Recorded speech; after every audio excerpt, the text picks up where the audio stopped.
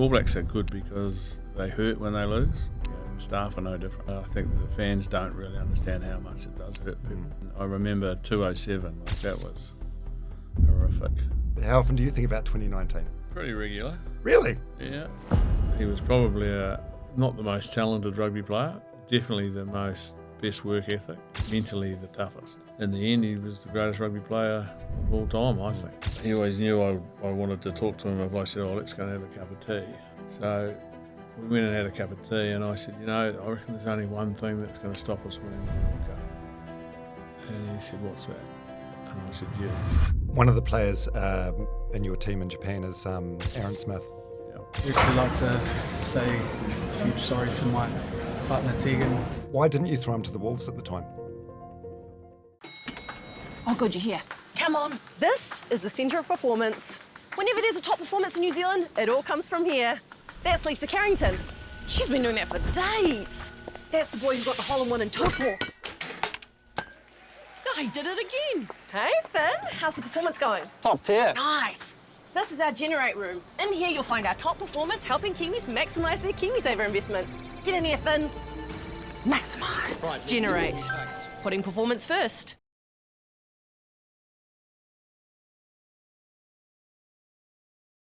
Sir Steve Hansen, welcome to my podcast. Yeah, thanks very much for having us, and just call me Steve will be good, thanks. Oh, really? Yeah. Does the knighthood thing not sit comfortably with you, or? Oh, it's okay, but, I've always been, my parents called me Steve, and that's who I am, so I think the Sir thing's a reflection, really, of a whole group of people who worked really hard for a long time and got some great rugby results, so... it's not just mine. Just before we go any further, I'll just check the mic level. Andy, is it okay with Steve sitting back like that, or? Sorry, it's... I need this much closer to your mouth if you can, Steve. Okay. It's a fucking big old mob. That's very phallic. Yeah. So thank you so much for coming on my podcast. I really appreciate it. I reached out to one of your sons on Instagram. Yeah, Ollie. Yeah, flicked him a random DM, and how did that conversation go? Did he message you and ask you if you were keen, or?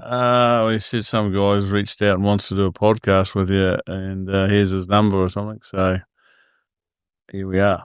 Yeah, so I emailed you, and your reply could not have been more courteous. Like, you replied, apologising for the delay, and then here we are. And I wasn't sure what to expect, because there's this sort of feels like there's almost like two Steve Hansens. Like there's the Steve Hansen that perhaps the media think of and that some people have seen, which is quite an intimidating, scary guy. And then there's the Steve Hansen, which if you speak to players that you've coached, speak about, which sounds like it's the most lovely, gentle giant imaginable. Well, I guess that's for other people to judge, and I just try to be me. And the media and we had our moments, and especially early on, I didn't probably handle them that well, and wasn't until I, got the opportunity to be the head coach that I realised that I had to do things a bit differently, and spent some great time with Fraser. He was a wonderful man and a good strategist, and he straightened me up a wee bit on how we should approach it. So it just became easier to be myself. So, but it is a job that requires to be open and honest, but it also, I think it's a job that you've sometimes got to protect your player. So it's a fine balance. I'm looking forward to deconstructing all that. The idea of this podcast is to try and get a portrait of the man, Steve Hansen, not just the job that you've done. Even though that job you did, it's like so fascinating, and it's such a big and important role, especially in New Zealand. And you finished at the age of 60, and you'd been in that role for what was quarter of your life. Yeah, well, it's a lot of time, but it's a privilege to be able to coach the All Blacks or be part of the All Black team. And the hardest people, it's hardest on the other people in your life. They make all the sacrifices because they're missing out on dad time or husband time or friend time. So for me, that's the reason why I gave up in the end, because it was time to give back to those people. So, in anticipation of doing this, I got hold of a copy of the book, The Legacy by Gregor Paul. Yeah. How would you describe that? It's not like is it a biography? And would you say is it an authorized biography or an unauthorized biography? Well, I didn't authorize it, but Gregor and can't remember the publishing company. They wanted to do a book, and they were at me. Well, the publishing company was at me, and I said, no, I don't want to write one. And then they commissioned Gregor to write one. And then it came down to him asking me, well, if I do write it, would you be prepared to talk to me? And I said, well, may as well, if you've got questions, I'll talk to you, but it's not my book. It's your book. And I haven't received any money from it, so it's definitely not my book. But, it is what it is. And I always felt that, if you wanted to know my story, then just go on Google. It's all there. I'm not into book writing. I think, to sell books, people have to do things that they normally wouldn't do.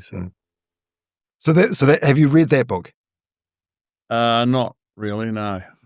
No. So would you describe it as a great work of fiction? Well, Gregor's a good writer. I think he's the best rugby writer out there. So, it was an honour to have him to write it. And I guess it's a reflection on, the group's work that we did during that period of time to have them want to record what happened. But, I haven't read it. And parts of it I've seen, obviously, but I haven't read it, no. So the book's called The Legacy. Is legacy something you think about? Not personally, but for the All Blacks I do. I think there is a legacy with the All Blacks. There's an understanding that you have a responsibility to, when you enter into that framework, that you will have a story told about your time there. But the greatest story is the All Blacks themselves. So it's team first, individual second. But how do you want that story to read? Will be told when you finish, and New Zealand public's really demanding. They want a great story to be told. But the unique thing about the All Blacks, I think, is the people within it. During my time, anyway, they all wanted it to be a great story, and they all wanted to be better. Every day they worked really hard at it, and we had some wonderful players who drove that. And people will make their own opinions whether we were able to be better than we were when we started, but I think it was a period of rugby where New Zealand could be proud. I think the team and the fans felt like they were united and together. So, and we had some good results. And you're immensely proud of that period? Yeah, I'm immensely proud of the hard work that went into doing it, and the people I worked with, and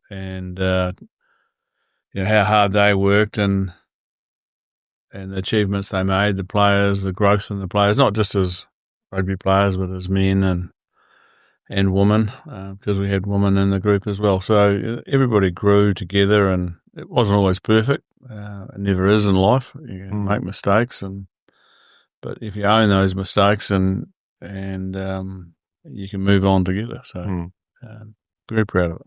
There's a photo from that book, The Legacy, which I've got. It's of a young Sir Steve Hansen. I'm just wondering, like, when you see that photo, how is the man sitting in front of me today the same, and how is he different to that guy? Well, probably similar, but different. As we all get older, we get a little bit smarter or mature. Some would say I've taken a long time to mature, but particularly my wife. But look, from a mental side of life, I think I'm a lot stronger than I was back then. Understood very little. Then I was in a hurry. I wanted to, achieve things and do things, and didn't understand the importance of, psychology and sport. However, because of that time, I became a better coach, probably. Takes time, doesn't it? Oh, it does, yeah. And you've been through it yourself. You know what it's like. life brings things to you that challenge you, and you either deal with them really well or you struggle with them and then find ways to deal with them well. So it's not really the struggles that matter. It's how you end up dealing with them. So you've got many nicknames. One of them is Shag, which, from what I can understand, it's an exciting nickname, but it's quite a boring story. It's not that exciting either. Oh, no, but the might when you hear the nickname Shag, you think, oh, maybe he's a rooter back in his younger days. Yeah, well, no, we don't want to go there. So, no, the story's really boring. Actually, it was Andrew Mertens, who's I coached both at club level and provincial and so forth. But he was a young guy, very smart with a quip, and Steve Chu and I were both working with Canterbury at the time, and two Steves didn't work, so he just said, call him Shag, because he calls everybody else Shag. So, boring story. The other nicknames, I don't know if this is an authorised one or not, but this was in the book. Last Word, is that a nickname? No, but it's certainly something some people will say, and, particularly when I was younger, I'd want to win everything, and if it was an argument or a discussion, it would become an argument, and I would want to win it, and so I'd want the last word. I always used to say, well, I can say the last word because I've got I can find the last thing to say, but in the end, you sort of grow up and you work out, well, you're not winning anything really. You only get the last word because everyone's sick of it or they've left, and you're only there talking to yourself. So, but it is what it is. You do have a sharp mind and a sharp tongue. Have you ever lost an argument? Oh, I lose plenty at home. Yeah, certainly not the boss at home. Okay, and one more nickname, Stanley. What's that? Is that an alter ego? Is it a nickname? What is it? Yeah. That's of recent times, and again, that's the competitive side of me. Good friends of ours down in Wanaka. She, Peanut and Dutchie Van Meulen, and Peanut named me Stanley. She said, oh, Stanley's coming out to play. And it stuck. And, again, it's interesting because you learn, sometimes you can be too competitive and sometimes it's okay to let other people win. So, but yeah, Stanley is probably the one that stuck around the most. What does Stanley look like? Is he a sore loser? Is he a confrontational winner? What is he? He's not a confrontational winner, and he's not a sore loser. He's just in the fight when the fight's on, and then when it's over, it's over. But he'll do whatever he has to do to win, I guess. And yeah, so we have to keep him under control. Are you just ruthlessly competitive about everything? It would appear that way, yeah. So I've read stories about numerous other All Blacks over the years. Like you hear about someone like Zinzan Brook and had to have competitions about who could make a cup of tea the fastest. So there'd be two bits of condensation running down a glass pane, and want to have bets on that. Does that sound familiar? Yeah, I'll try and avoid making the cup of tea if I could, but I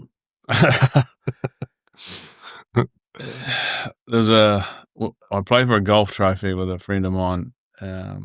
And it came about because we were playing for $5. The money wasn't the problem, but we played into the dark because I wanted to win. Whoever won the last hole won, and I'd win or get back to all square, and I just wouldn't give up until he said, "Oh, for Christ's sake, you just win the hole so we can go." And so he framed it. And so yeah, I just want to win. Yeah. And I'm not a person who enters into something to lose, and it's been, with me since childhood, really, I guess. And at times it gets in the way. Early on, we're a blended family, and early on, I guess playing cards with the kids, like all of a sudden, no one wants to play cards with Steve, so. Stanley obviously was out and about then. So, it's just learning to relax and enjoy it rather than be so competitive. Are you still like that now as a man in your 60s? Or is it dimmed a bit? It's probably under control a bit. I don't know if it's dimmed, but it's controlled. Still a work on. Yeah. Yeah, it is. That's because I used to be like that, like ruthlessly competitive. And then with things that I had no reasonable right to be competitive about, like I'd play golf and I'd throw my clubs and I'd throw tantrums, and it's like, I'm not Ryan Fox, I'm not Tiger Woods. I've got no right to think that was going to be a good shot. I'm not a club thrower or anything like that. Like, I don't sulk about it. I'm in the fight, and there's no reason for me to be like that other than it's about, well, I want to say I won. And I don't know why I'm like that, but I understand I am, and I understand that at certain times it's got to be controlled. But it was okay, when it really mattered and we needed to win. It was a great attribute. But at other times, I had to learn that it wasn't about the result; it was about the process. Early on in my coaching career, and it was a wonderful thing to learn, because once you learn that the process is more important than the outcome, you then get to focus on the right stuff rather than the outcome. I heard a quote from you, I think this was on another podcast, that with most humans, their greatest strength is also their greatest weakness. Yeah. Is that what it would be for you? Oh, 100%. I can remember a couple of times, even with the All Blacks, when coaching. Once was with Canterbury and once with the All Blacks, and we'd been successful with Canterbury, and I came back and coached poorly because it was all about the results, and ended up having to apologise to the group the next year because I was the person who was making it too hard for them to be able to do their job, and I come focused, and the same thing happened one season in the All Blacks. So, one part of the All Black season, and once it becomes about yourself or becomes about the result, you just lose control of what you really need to be doing. So, again, had to apologise and give myself an uppercut and get on with it again, I love those one-liners. Where did they come from? They from your dad, Des? There's so many. There's the one about you to reporters saying that they never make statues of critics or reporters. That was Jim Kay's, I think. No, I've got the Jim Kay's one. You're like, Jim, you've been on TV for 3 minutes and you think your shit don't stink. Yeah. Well, that came from the statue one. It was during a period of time when I was assistant coach, and we were struggling to win line-out ball, and I was in charge of line-outs, but people didn't understand. They just look at the result, and they don't understand that if you've only got 2 locks, it's pretty easy to shut down your line-out if you've only got 2 jumpers. And at that stage, we had 2 jumpers. We had Jerry Collins, who wasn't a line-out forward, didn't want to be a line-out forward, and we had Richie just learning to jump, and Rodney Sawalo just learning to jump. So, and South Africa had Buckies and Victor, who were very, very good line-out forwards. Anyway, they were shutting us down all over the place, to the point where I think Buckies had won tests in Hamilton. They won the first 3 line-outs. We won the 4th one, and Peter de Villiers intercepted a pass between Ma and Conrad and scored under the bar, and Bucky's run back and went past Victor, and he said, "Oh, well, I think we should let them win some more line-outs." So anyway, we were getting heavily criticised, and all of us, the players were, and as was I, and I don't mind criticism of myself, because I can deal with that, but I don't like them, particularly when they don't know the full story and they don't want to hear the full story. However, went to this press conference, and something about critics came up from Jim Kay's, and Andrew Saville was there too, both of whom I now get on really well with. And I said, well, Jack Gibson, the old league coach, said, they don't build statues for critics. And then Jim Case couldn't help himself. He goes, "Do you think they'll build one for you?" And I said, "No, I don't. I don't think they'll build one for you either, Jim." And walked off. And Sav said something as well, which I didn't forget for a while. And what did he say? Oh, he said something. He asked me if we were bringing people in to help, and we'd had a lot of people in. What we needed to do was just get better at what we were trying to do, and it takes time. Mm. And he said, could I look myself in the mirror? And of course he had a beard, and I said, yeah, I overshave every day. I said, what about yourself? And so it was like a boxing match, really, and of course the pen's mightier than the sword, so I came a distant second, but I carried it for a while, and I think I let loose at Jimmy and Marseille at one training run. It just went left when it should have probably gone nowhere, and he copped it. So, and then after that, that's when I went and saw Ian Fraser, and we had a cup of coffee with. I had a cup of coffee with Jimmy, and we had talked our way through it, and anyway, we got where we got to in the end. Yeah, I was gonna get to that later in the piece, but since we're there, we might as well get onto it now. So, you're seeing Ian Fraser, who's a respected journalist and former CEO of TVNZ. Did that, was someone higher up than you in the NZRU? Were they like, Steve, you need to work on your relationship with the media, or is it something that you thought was necessary? I knew that the media and I weren't getting on well. I was fighting them, and they were having cracks, and then I'd come back out rather than being informative with them and trusting them. I wasn't, and so it was tit for tat really. And as I said before, like they get the last say because it's in print and everybody believes it, whether it's true or not. So I knew I had to go and do something, especially if I was going to become the head coach. And it was around that time I thought, well, who will I go and see? And I always admired Ian. He was from Otago, as same as myself. I'm a Mosgiel boy, so we hit it off really well. And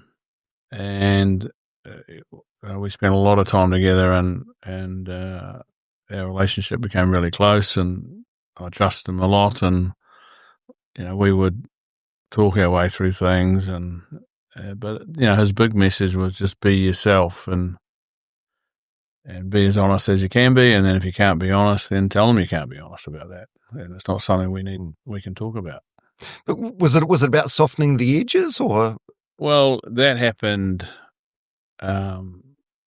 more as a result of the change of the mindset, really. I'd met Ian. Probably need to explain that a little bit. I met Ian through a coaching accelerator course I was on that was run by New Zealand High Performance, and had done a session with the whole group, and I thought, well, here's a guy that's talking a bit of sense here, so that's where we tapped into it. But no, I think the mindset was the biggest thing. They're not the enemy; they're actually a group of people who are there to pass on the messages that you want them to pass on to the public. And so once I started thinking about, well, what's the messages I want for the public to hear, regardless of the question they asked me, I just used to answer the question that I wanted to answer. And sometimes they would ask questions I didn't want to answer, so I'd just go back to, okay, well, here's the 2 or 3 things that I really want to get people to understand about this team or this player or this decision. So I just go there, and invariably they would leave the question they'd asked because I'd given them something that was better for them to write about anyway. Was that a hard change? It seems like quite a significant sort of almost personality change in a way.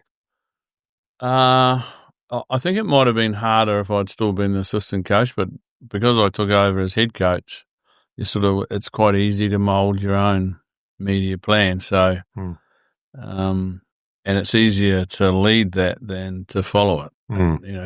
And, there's times when there would be things I would maybe want to say, but I couldn't say because we're allowed to say. Whereas when you're at the top of the tree, you can say what you want to say within reason.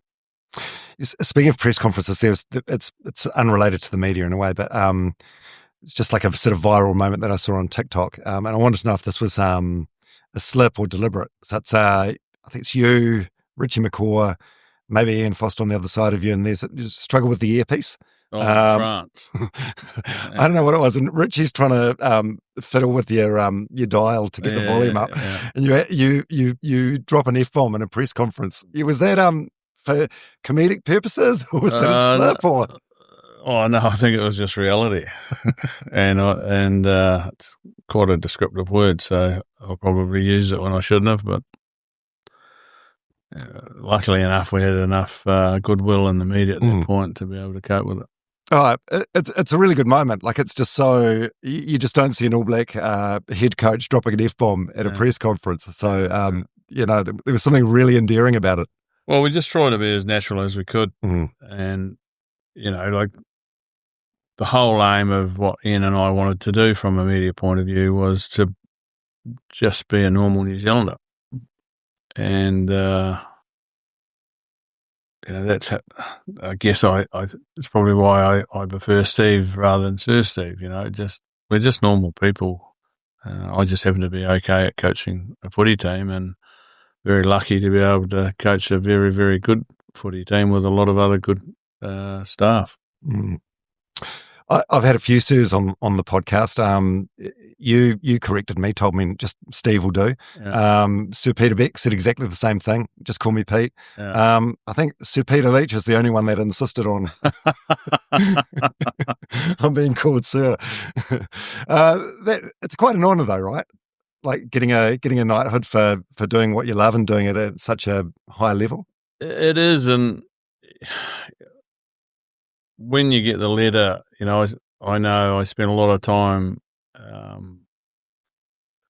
actually making the decision, am I going to accept this or not? Really? Yeah. And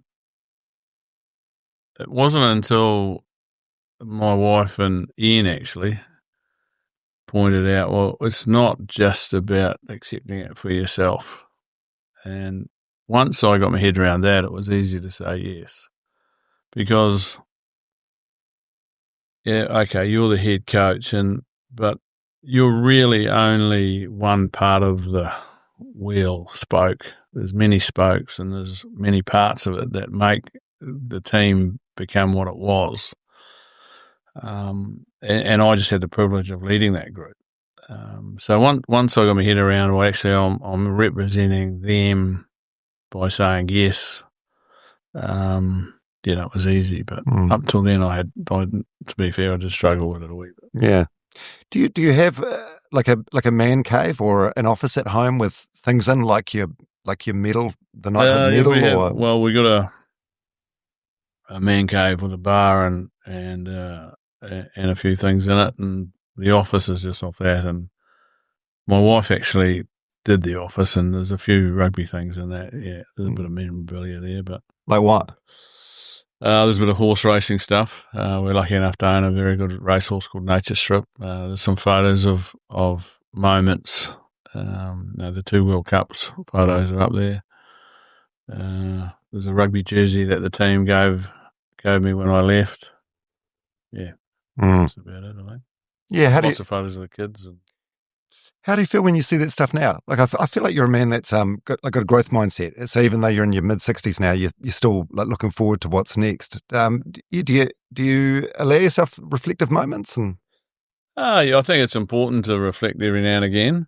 And like you can reflect easy on the stuff that got away. Like I think 2019 got away from us. One bad week cost us an opportunity to be in the final, and everyone said we played poorly in 2019, but we didn't. We beat 3 sides that were number 1 in the world going into the World Cup, or as it was at the end of the World Cup, Ireland, Wales and South Africa, who won it. But we didn't have a great England week, and we didn't have a great performance because of it. And I reflect a lot on that week. What could I have done different? Could have made some different selections. Rah-de-rah-de-rah. And then I've got to bring myself back to, okay, well, you got 1 week wrong, but maybe you got a few other ones right. So, but that's the competitive side again too, because you want to win everything, and the All Blacks are good because they want to be. They hurt when they lose, and the staff are no different. So some other guests on the podcast, Shane Cameron, for example, he told me he thought about the loss to David Tua every day for like 7 years. Yeah. Dion Nash, he said sometimes in the shower, even now, he'll think about things that happened like 20 years ago on the cricket pitch. Yeah. How often do you think about 2019? Oh, pretty regular. Really? Yeah. As in? Oh, probably once a month, or if you're talking about things, or World Cup comes around, you think about it a bit more often. But I'm at peace with it. As I said just a minute ago, I think if you can acknowledge to yourself, well, okay, we could have done that week better, and here's the things I would have done better, and then you can acknowledge to yourself, well, actually, but that was 1 week out of, I don't know how many years I was there for, so I can't remember, but there's a lot of weeks, and we must have got a lot of weeks right, because we only dropped 10 games in that whole period. So, okay, well, is it the end of the world? No, but would you have liked to have won it? Yes. But did we do okay? Yeah, we did. So, and then I move on and don't think about it for a while. I think members of the public and people listening to this will probably be pleased to hear that it still hurts you to a degree. You know what I mean? Yeah, look, I think it's a misconception around. I think the fans don't really understand how much it does hurt people. And I remember 207, like that was horrific. To get knocked out in the quarterfinals when we were the best team in the world at that point, and we just didn't go to that World Cup understanding what it takes to win one, but losing it created, a learning opportunity which allowed us to win two after that. So, but people would say to me, "Oh, you realise, I went over to watch that, and you guys went there." And I'd just quietly shake my head and think to myself, "Well, yeah, I'm pretty bloody keen to be there ourselves, mate." So, yeah, sorry for ruining your holiday. Yeah. You still got a holiday, but we got one we didn't want. You mentioned the horse racing thing before in your horse nature strip, so I think that's probably a good time to go back to the early years. So, young Steve Hansen from Mosgiel. You wanted to be a jockey? I did. My father was a owner trainer. We had a dairy farm. He had many jobs, but then he became a farmer and dairy farmer there for a while. And we trained horses, and I was small enough in those days to be able to ride them. And I still think sometimes in a different life I might have ended up being a horse trainer, because I love the animal, I love the racing scene and the people in it, and but yeah, jockey would have been good. I just sort of outgrew that, Dom. I'm not sure what happened, but just not. Could you be like a sulky? No, do you still need to be little for that? Oh, I could have done that, but that didn't. I like riding them rather than sitting behind them. Yeah. So your dad, Des, it sounds like he was an amazing man. I heard a quote from Mike Cron, the scrum guru, saying that sometimes when he shuts his eyes, he could swear like you were Des. Is that where the one-liners came from? Oh, he's pretty good with one-liners. His whole side of our family are comedians, I guess, but sharp and with the one-liners or wee ditties, and he had heaps of them. So growing up with him, we spent a lot of time together, and I guess it just rubbed off. And Chrono's not too bad with the one-liners himself, so him and Dad spent a lot of time together too. Once we moved to Christchurch, and they did a lot of coaching together. So, yeah, no. What was the relationship with your dad and Andrew Mertens? I read a story somewhere that like Mertz would just go around and visit him and have cups of tea or a beer. Oh, everybody used to go around and see him. Is that right? Was he quite an identity? I don't know if he was an identity. He was just somebody that people were endeared to. He loved talking about footy. He was a man who was before his time in his thinking about the game. He challenged you as a rugby player or as a coach to think about things in a bigger sense than just in the one moment, or and like our dairy farm was 7.5 miles from Mosgiel, so if we played a home game, I got a 7.5 mile ride home in the car getting talked to about how I could have done this, or what could I have done, or how could we have done something different, or if it was a game in Dunedin, it was twice as long, so I got twice as long in the car. So, and at the time, you don't appreciate how much teaching he's giving you. You're probably thinking, he's just, you can't do anything right, so you become a little bit victim-like. But you as you reflect on it later and as you get older and mature, you understand, well, actually, he's challenging me to think here, and that's what he did all his coaching. And he didn't give you the answer. You had to find the answer yourself. And it was probably something I took with me right through my own coaching. Like, I wanted players to be able to think for themselves as opposed to me telling them. Yeah, actually, that's something a lot of people say about you. Like, they have a conversation with you and you want them to figure out the answer rather than you just like tell them how it is. Well, if they figure it out, then they own it. To me, it was always a better way than like, we're doing this and you not knowing why we're doing it or how we do it. Yeah. So, your first job, freezing work inspector? Meat inspector, yeah. Well, I had a job for 6 months before that, which was at a place called Spunlight Poles in Hornby, and it was horrific. It was the worst job ever, but it was until such time as it was after finishing school and joining the meat inspector, I had to wait 6 months. Sorry to join. So I did that and then went to the freezing works as meat inspector. It was great. Some wonderful, wonderful characters in the freezing works, and it was a great learning curve because you just didn't judge people at all. You had to treat them as you found them, and everyone has their own story, and you don't know their story until you take time to work them out. So there's some good men there.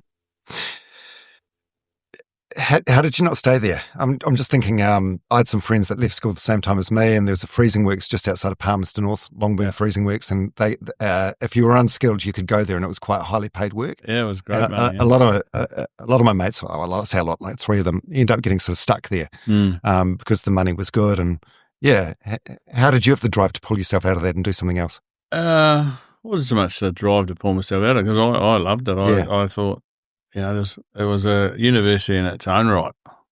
It was a university of life. So I don't see myself having to pull myself out of it. But what changed was I decided that I went overseas to play footy.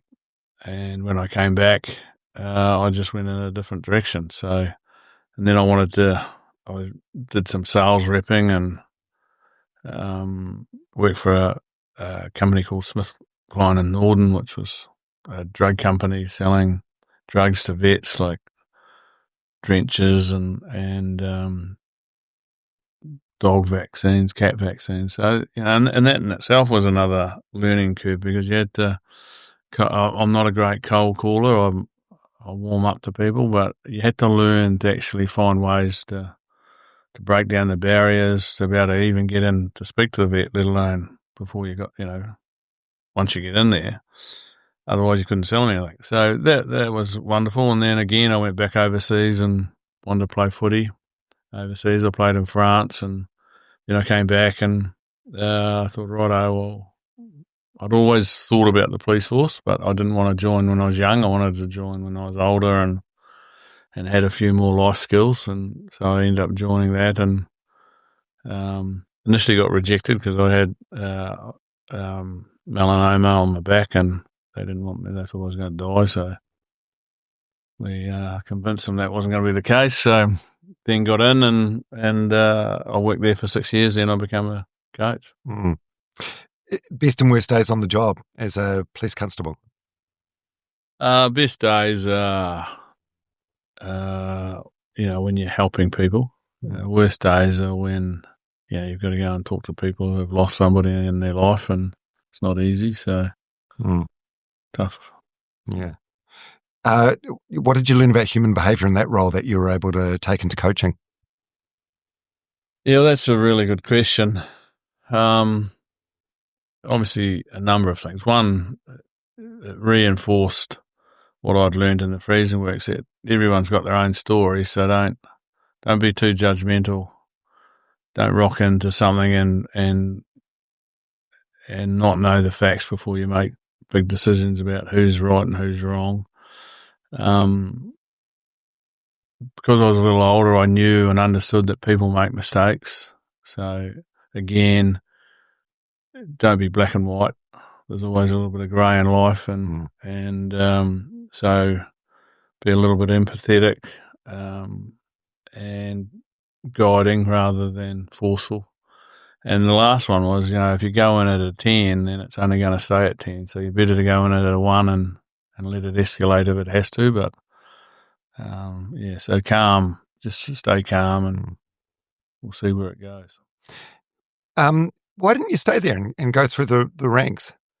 Oh, well, professional rugby came about, and I got the opportunity to coach, and for me, that was more exciting than being a policeman. Mm-hmm. Yeah, we're here. Is this sort of mid to late 90s?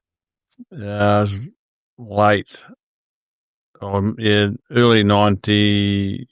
So I went in, and so it was about 96 I left, I think. 6 years there. So, yeah, I think you sort of touched upon this in the beginning of the chat, I've definitely heard about it in another interview you've done. In your second year as Canterbury coach, you described yourself as a prick. Yeah, well, that was the period I was talking about before, where I became outcome focused and really coached poorly because I was too demanding, and there wasn't a lot of care of the athlete, or the approach was wrong, and it was a good learning curve, and it reared its head again later in life, but only the once. So, and I managed to see it a lot quicker, so dealt with it. Who was in the team then that we'd know of when you called yourself a prick? Was Fraser in the team then? Yeah, Fraser was there, Blackadder, and Marshy, Mertz. Very good side. Yeah, how would they reflect on that? So say if Fraser Robertson was here and say Kieran Reid, both, fantastic guys who had you at very, very different stages of your career. Yeah. Like what would their respective views be about your coaching style? Not too sure. I mean, you probably have to ask them. Fraser, I know. Fraser was Fraser, as we all know. He's a little different, and what was he like as a player? He would be just 100 miles an hour and no control. And we had another player at the time called Angus Gardner, who was a very, very good player, and they both played 7. And so some games we would start Angus ahead of Fraser because Fraser's energy was better coming off the bench, and then other days would be, you start Fraser because he needed to learn how to start a game and control himself. And probably how I communicated that to him didn't press his buttons, And one day he finally told me, he said, Steve, that's not helping me. And I said, well, what, Christ, why didn't you tell me? You've waited. And he knew I was pissed off, and he said, I shouldn't have told you because you're pissed off. I said, I'm not pissed off you told me. I'm pissed off you've waited 6 months to tell me because we've wasted 6 months of you learning. And so, it was a good learning curve that everybody's not the same, and everybody needs a different button sometimes than just this one. And some need a cuddle, some need a kick up the bum, and some, can cope with both and so forth. So what would Rito say? Well, Rito would probably say, yeah, he's not too bad at doing that, but sometimes he doesn't get it right, and I'd agree with him. Like, you don't get it right all the time as a coach. You don't get it all right all the time as a parent. But it's life, isn't it? Well, yeah, and it comes from a place of love and care and wanting the best for the athlete or your child, and sometimes it hurts. They don't like it, but you're not there to be their best friend. You're there to be their coach, and their job is to allow themselves to be coached. It's the ones that don't want to be coached that are hard to help. Mm. When was it that you realised like vulnerability and leadership and coaching was a strength and not necessarily a weakness? I'm not sure, really. I think it's just something that I learnt through my own life experiences, both in the Fraser work, both as a policeman, rugby. You could, just seeing how people responded. And I went through a rugby career that had lots of ups and downs in it myself. I mean, back in my playing career, you only had 21 people in the squad. They didn't carry extra people. And I was always the 22nd guy, so I was in and out of that Canterbury team a lot. And under Alex and was the coach, and he was a brilliant coach and a great tactician. However, it wasn't until I probably became a coach myself that I worked out, well, it's not because you're not good enough, it's just because there's not enough room. And if they're going to carry an extra person, he has to be able to either do that job or do the job you did. And for the team, it was better to have that job. And it usually came down to a guy called Wayne Burley and myself, and Bills could play first five or second five. So we needed a cover for Smithy. So a lot of the time, you don't learn that as a player until later in your life, but you get frustrated by it. So learning those things also helped me understand, okay, when I took up coaching, I said to myself, righto, how do I want to treat these people? And I always came back to I would want to treat them how I wanted to be treated as a player. And I could accept not being picked, but just tell me the real reasons. And just treat them like people. Don't treat them like they're just a number. And back in the day, I had a lot of coaches who were from that generation. It wasn't their fault. Mm. They were dictators, and you just did as you were told. Yeah, and you didn't question, you didn't challenge, certainly didn't want to know why, but you did, but you didn't ask why. And as coaching has grown and the generations have changed, we've got generation. What are we up to now? Z? Yeah, I think so. No, millennials. Well, I don't know what it's hard to keep up. Yeah, and they're all different, and they all need things differently. Yeah. But at the end of the day, though, they still have the same desires as we all had. Whether you're a boomer or whatever it was before the boomers, or what, everyone has the same desire, and that's to be successful. And how you teach them to do that, or how you help them to do that, might be subtly different, and that's probably the art of coaching. But along the way, you find that if you're vulnerable, you work out, well, okay, they trust you more. And it doesn't hurt to tell other people your story, because you want to know theirs, so it's got to be a two-way thing. Yeah, I've been doing this podcast for 3 years now, and I've sort of found that it's I call it like a vulnerability exchange. So there's some people that I can just sit back and ask a question and they'll open up. Yeah. Other people are a bit more difficult. So in those cases, I sort of give a bit more of myself away, and it allows people to open up. I've heard so many like wonderful stories about you. The studio we're sitting in now, it's a good mate of mine, Andy Rowe. It's called Red 9 Studio in Christchurch. Just next door, he does a podcast with Justin Marshall called G Brands, Good Bad Rugby New Zealand. Justin Marshall told a story about you recently. I don't know if you remember the story about him not being selected. I think it was for a Crusaders game against the Brumbies, and he was sulking on the bus. Yeah, no, it wasn't the Brumbies. I think it was South Africa, but he definitely was sulking on the bus. Yeah, and he wouldn't get off, and it was embarrassing for him. And I think Robbie tried to get him off, and he said, "No, I'm not getting off," and was reading his book. And so I went on and just said, "Look, mate, I don't care if you get off the bus or not. Please yourself." but there's a group of men out there that have a lot of respect for you, and every minute and every page that you turn over in this bus is they're losing respect for you, so you please yourself. But I'm going, turn around, and he said, hang on, I'm coming. So it would have been just as easy for you and understandable to say, get off this fucking bus. You know? Well, with Marshy, that wasn't going to work. Like, he's a very competitive man, Marshy, and he's stubborn. But that's okay. That's what makes him who he is, and so it would have been a waste of time because he just wouldn't have responded to that. So I wanted him off the bus, but I didn't want him to know I wanted him off the bus. I wanted him to make that decision himself for the right reasons, and the reasons were, as I outlaid them, get off and I'll respect you if you. That's a lot of emotional EQ on your part. Yeah, well, I guess so, yeah. There's another story on that same podcast, G-Brands, from Aaron Major. You teaching him how to do a tie-up, and then saying them he should look nice because his nana's in the grandstand or something. Oh, I can't remember about the nana story, but it would have been. I definitely taught him how to tie a tie, and that was club rugby days, and I started that with. We wanted the boys to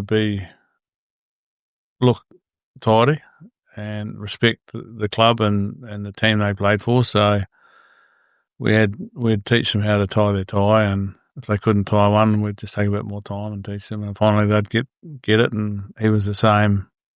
He couldn't tie his tie. I think it was in the Canterbury team, actually, NPC team, and took the time to teach him. But it's not a hard thing to teach. So.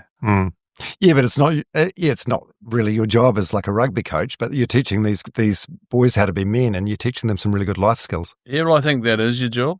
You reckon? I think, like, rugby's one part of your job, and you teach them to be good rugby players. But I think your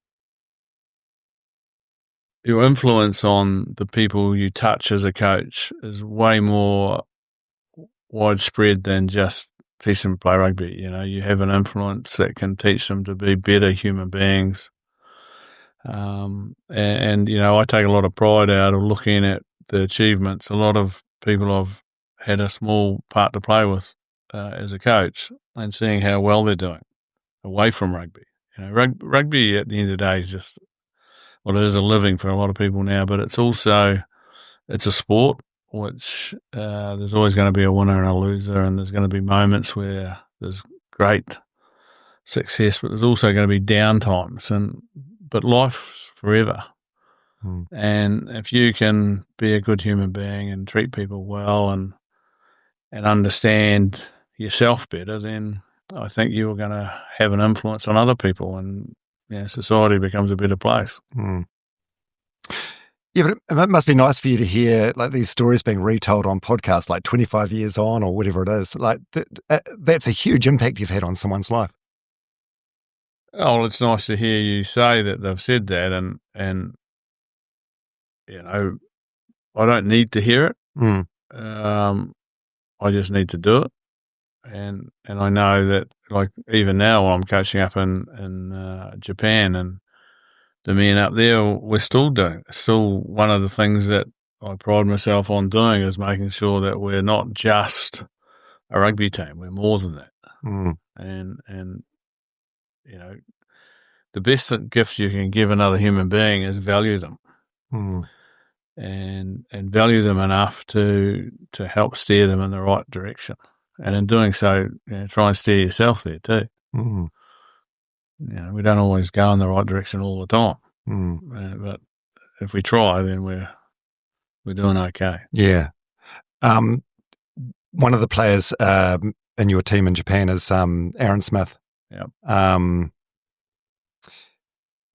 I listened to a podcast last week that he was on a couple of years ago, and he talked about you in great length. And there was a couple of things which I thought was really cool. When the big scandal happened in 2016, which we don't need to get into it all because that's on the internet if anyone wants to read it. But he said something like, after that you called him like once a week. Yep. Yeah. Was that sort of as a mate or a boss?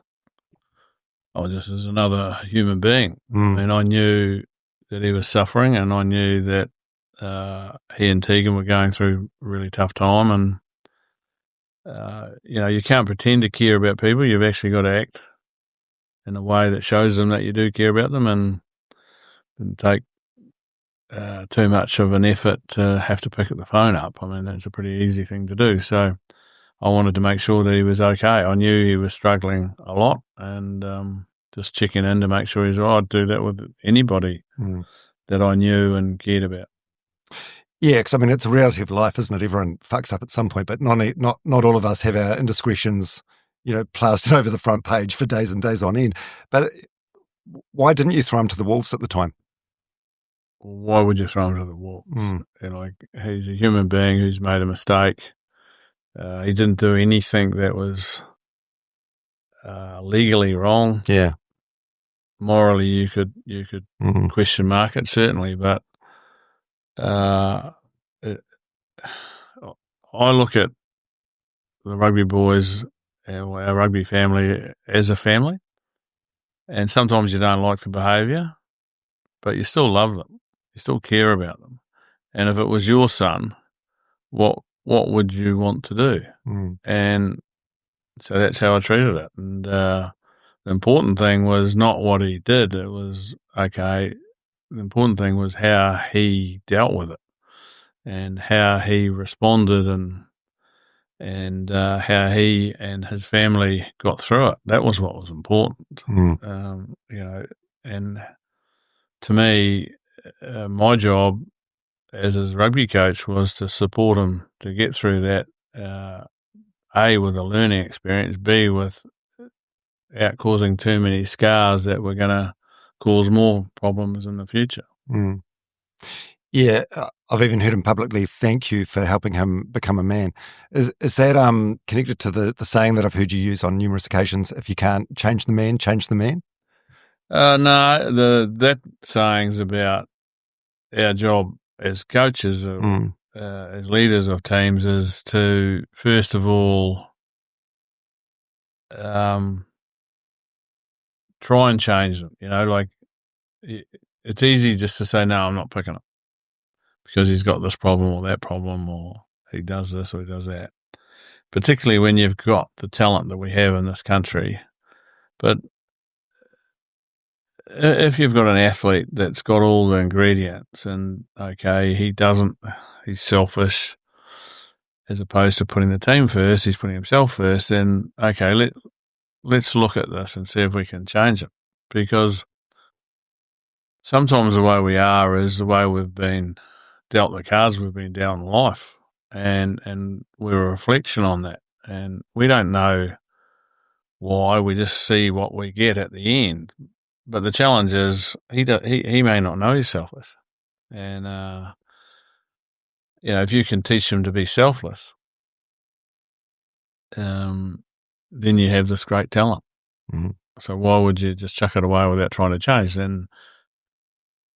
But if you try and change them and they don't want to be coached and they don't want to change, then you have to change them. So that's where that's comment comes from. Well, Aaron definitely repaid your investment in him, didn't he? Well, he certainly did. He played wonderful rugby for the All Blacks, but I think by and large he's growing up a bit. None of us are perfect. Yeah. And we're all works in progress. There's never, you never reach that summit, eh? There's always another mountain to climb. Yeah. Should All Blacks be seen as role models? Well, it's a tricky one, isn't it? Because they are, whether they should be or shouldn't be. And the challenge is within that is when they're scrutinised. The one thing that is constant when you're in the All Blacks is the scrutiny that you're going to come under. There's always pressure.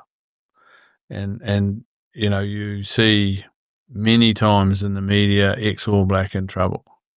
He's not see ex-plumber or ex blah, blah, blah. So that's the tough side of being an All Black. The good side is that if you've been successful, then there's All Black currency that allows you to be able to do some things that other people probably don't get the opportunity to see or do. However, because of that, you are a role model. People look at you and want you to be perfect, but no one is perfect. Life's just not like that. And for me, it's not about how many mistakes you make. It's how you respond to the mistake. Do you own it? Do you learn from it? If you're making 10 mistakes and they're all the same one, then, when we're not making much progress. But if you're making mistakes because you're immature or because of something in your background or your past that drives you in that direction, then our job is to try and help you understand why you're making them and steer you in the right direction to be able to get the help for it. Yeah, it's like that saying, you learn more from your fails than your wins, and your failures are a stepping stone to success. Well, if you keep stepping up, eventually you'll be successful.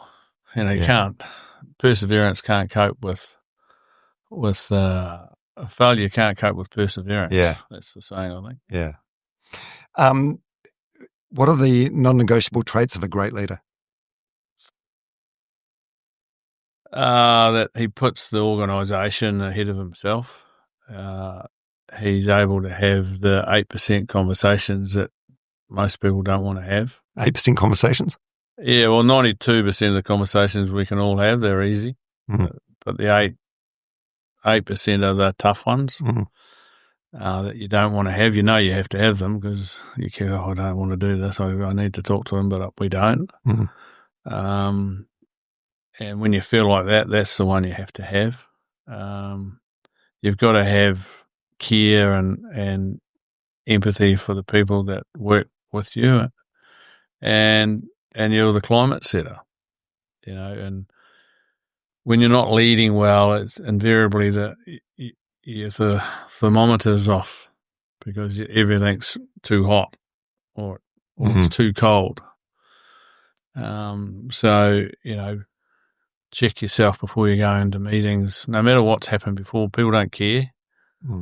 When you come into that meeting, that's who you are. So, and there's been times, I can remember with the All Blacks that my thermometer got too hot, and I was short and grumpy, and because I was thinking about the outcome, and it wasn't until I reflected back on that and got some home truths from a couple of people who were honest enough to tell me that, well, you're right, I had to change. So they're pretty much, and everyone talks about that culture, but you've got to try and live it the best you can from the top down, not the bottom up. Again, you don't always get it right, like try and be on time for meetings, and if you're not, then own it and put your hand up, and but just don't be late all the time. I heard a story about that. Did another previous podcast guest, Keven Mealamu, did he give you a public dressing down at one point for being late to a meeting? He did. It was good. That seems so unlikely, by the way. Like it's hard to think of a more lovely man than Keven Mealamu. So what happens? You walk into I was late. I was 2 minutes late to a meeting, and he just stood up and said, "Steve, it's not good enough. You're late." And I said, "Thanks, Kev. You're right. I am." And why I said it was good was because every ass in the chair that was in the room, they all visibly moved forward. And, here's a player telling the head coach, and here's the head coach saying, "You're right." So whilst it wasn't great that I was late, what happened after that was good from a team point of view, and no one's immune from being asked to be what they say they've been. With the benefit of hindsight, you can see that's a good thing. At the time, like were you pissed off or embarrassed or? Oh, you're embarrassed. It wouldn't be human if you weren't embarrassed. But I had no right to be pissed off because I was late. The facts were I was late. So if if one of the players was late and I told them they're late, or someone else in the room told them late, I'd be agreeing with whoever told them he was late. That's not acceptable. So, no point being pissed off. Just take it on the chin and say, well, don't be late next time. Yeah, but in a hierarchy environment, like he sort of had no right to. Yes, he did. He had every right. And like, there's no hierarchy environment. I don't believe there is one. I think, yes, there's, like, you ask players to join a leadership group. So it's a joint leadership and you have alignment with all parties across the board. And, the players have to drive the game on the field. So you need them to help drive it off it. And so I don't see it as hierarchy. I just see it as, okay, well, we're all in this together. And I'm just a privileged one who gets to be called head coach. But if I do something that doesn't go with what we're saying, which is team first, and being late's not team first, I've been selfish because I've either done, put something ahead of the team to not be at that meeting. So I deserve an uppercut. And, he was good enough to give me one. Well, at the time, yes, it was embarrassing, but at the same time, it was also something I really, appreciated him having the strength of character to do. It was great leadership from him. Yeah, 100%. You said something before, and I've never heard it framed this way before, but the 92% thing, 88% thing. And I got to say, for me, and possibly a lot of people listening or watching this podcast, it's one of my toxic traits. I'm just terrible at having tough conversations. Yeah. Does it get easier and easier? No, never gets easy. And ironically, if you spoke to my wife, she'd say I'm terrible at it with her and with the kids. So I have to work really hard at it in our family environment, like in the emotional side of that. And I don't know if it's because of, we're a blended family. Whereas I find it an easier thing to do when there's less emotion around it, and the rugby side of it. So, we can be good on the right-hand side, but poor on the left-hand side, or we can just be totally good, or we can be totally poor. But what I do know is if you don't have them, there's a consequence. If you do have them and you manage them well, then, the consequences aren't so great. Yeah, I suppose it's different in like a test rugby environment. Like you got to have these tough conversations and do it with a sense of urgency because it's a selection based thing or whatever. But in a home environment, like you can procrastinate a bit, and eventually if you address it or not, it's going to work itself out somehow. Yeah, well, relationships I think are a lot harder than when you don't have them, though. Like it drags on, doesn't it? And then eventually there's a big bust up and you either fix it or you don't. And if you don't fix it, then, it's two people go in different directions. But I'm certainly not an expert on the relationship side of it, but I'm okay in the rugby side of it. As I said, I think it's because of the emotion and maybe, your different world you live in sometimes within the one world you live in, but I just know if you don't have them, then there's a bigger consequence. So I'm working hard at having them. Yeah, it's good to hear that you're still working on it. So I think we all are. We're all constantly works in progress. There was I was reading the Ivan Cleary book, and there was a quote in there. And when I read this quote, I actually thought of you because I thought it's almost like a Steve-ism. He says tough conversations don't have to be tough conversations, but I don't know. I like the idea of that in practice, but I feel like they just are by design. Well, they are in their own mind. I think once you have them, I think they become actually invigorating conversations because they allow you to move either the relationship that you have with the person you're having it with in a better direction. It's an opportunity to show care. It's an opportunity to take responsibility for things, and ownership. So I understand what he's saying, but it's the blocker is, this is going to be tough. I don't want to do this. Oh God, I don't want to have to give them bad news, or I don't want to take ownership of this, because it's embarrassing. But once you've done it, you will know yourself. It feels so much better once it's done, and it's like, I guess you've got an abscess in your lancet and all the pus is out, and you can get on with it again, and move forward. Yeah. Are there any that stand out as some of like the toughest conversations you've had? Over the weekend, knowing this podcast was coming up, I watched that Amazon Prime series that the All Blacks did, and so there were some things in there like Ryan Crotty, Julian Severe, maybe an Andy Ellison there as well. Like these are really tough conversations. Like you're almost like crushing someone's dream in a way, aren't you? Well, when you're dropping someone, you are, and I think, or you're taking away their dream, and they're really tough conversations because you're giving someone news they don't want to hear. But I guess the thing that helps me have those is, this is what we believe is right for the team.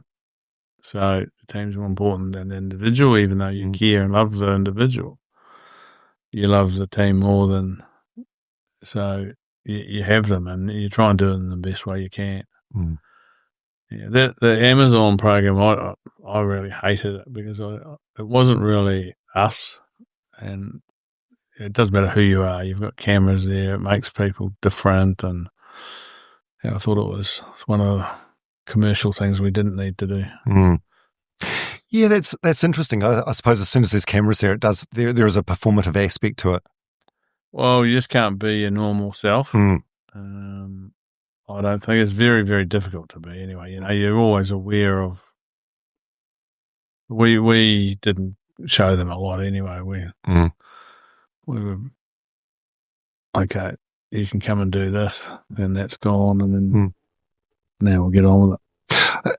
I found it quite interesting, like, so I had sort of no clue really what your job was. I thought like your job would maybe be a manager, and you've got coaches and you get like direct executive reports or something. But you're on the field every day, like tossing the ball around, calling all the shots.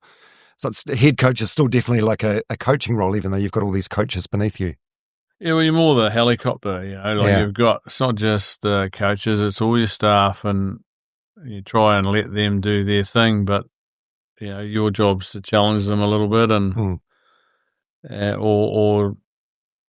remember talking to Gilly, who's the best S&C coach I've ever seen, and we're having problems with Dan Carter and his leg, and I'd said to Dan, what's your best playing weight? And he said, I'm 93, and he was doing the jockey head, so there was no fat at 93, and so what weight were you when you weren't having trouble with your leg? And he said, I was 92.